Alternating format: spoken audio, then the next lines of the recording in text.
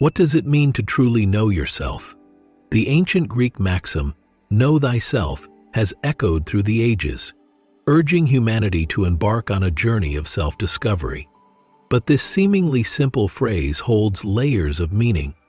In the modern world, self-knowledge often translates to understanding one's past, emotions, and behaviors, an exploration of the mind's intricate patterns. Yet, there's another, deeper dimension of knowing oneself that transcends conceptual thought: the realization of your essence as pure awareness. This journey isn't about accumulating more knowledge or delving endlessly into your personal history. It's about stepping beyond the constraints of the mind and recognizing the timeless presence that underlies your existence. This deeper knowing frees you from the grip of conditioned thinking and opens the door to a life of clarity, peace, and natural authenticity. Let us explore what it means to live from this profound awareness and how it can transform the way you experience yourself and the world. Let's investigate. Because it usually indicates where you are confined, that might be useful. It lays out the challenges for you. It may prove useful.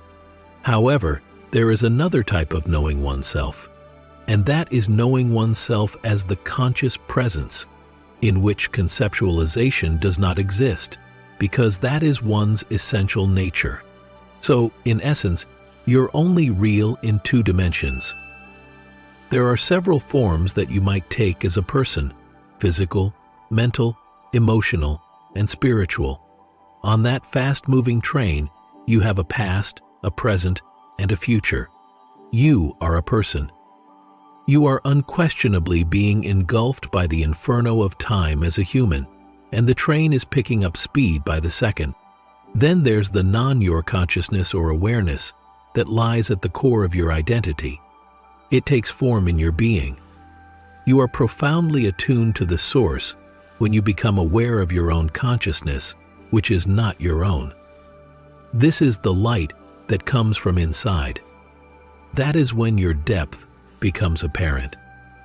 Without exactly referencing, Ralph Waldo Emerson said, "The wick of a candle is deeply rooted in being, which is the essence of who you are."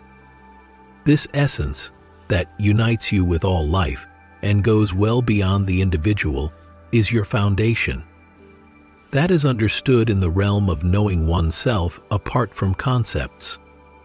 Being able to ascend above thinking, not constantly but with awareness, is presence awareness, the non-conceptual knowing of oneself.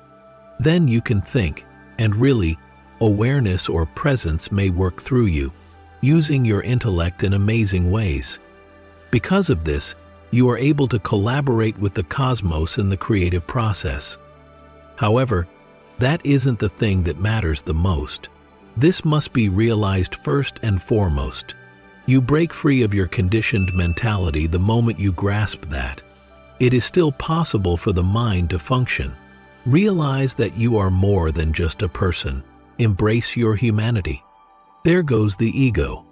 When your ego dies, it doesn't mean your identity as an individual dies with it. You can carry on with your life as if nothing has changed, acting like a normal human being, which you aren't, because normal is crazy. However, coming to terms with your identity does not obligate you to become strange. It all becomes second nature to you. Your responses are still quite traditional, and sometimes no rational thinking is required, because this form of responsibility takes the place of all traditional brainpower. In response to the question, "When were you born?" you would typically mention the month and year of your birth. You don't have to declare anything like, "I am nobody," or "I was never born."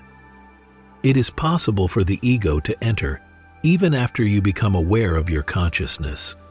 The statement could go something like, "I'm more present than you," or "Nobody has less ego than me."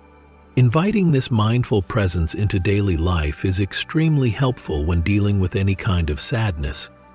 Any kind of misery is a warning flag. Discontent is mild annoyance. Despite the ego's passion for it, anger is misery. When you're furious, it shows physically. Everyone can see all of those things. The more you practice being fully present, the more you'll realize how much of your life has been distorted by mental chatter.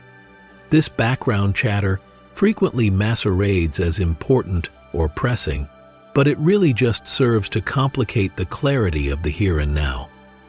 Take note of the ways in which you tend to fixate on making comparisons, passing judgments, and retelling stories. If you can learn to detach yourself from these thought patterns, you can make room for inner calm to arise of its own accord. Reconnecting with your senses is a practical approach to enhancing this awareness. By bringing awareness to bodily sensations, such as the in and out of breath or the feel of an object's texture, one can break the train of thought and ground oneself in the present now. Even while it's easy to take your senses for granted, doing so opens a door to truly being present. Take note of how being present changes your relationships as well. Interactions change when you approach people with awareness, stillness. When you encounter them, you will no longer be influenced by your preconceived notions or assumptions. On the contrary, you should meet people where they are, in the here and now. True connection is formed in this way, something the ego, with all its striving and barriers, is incapable of accomplishing.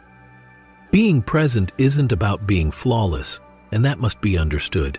It is still possible to have moments of unconsciousness.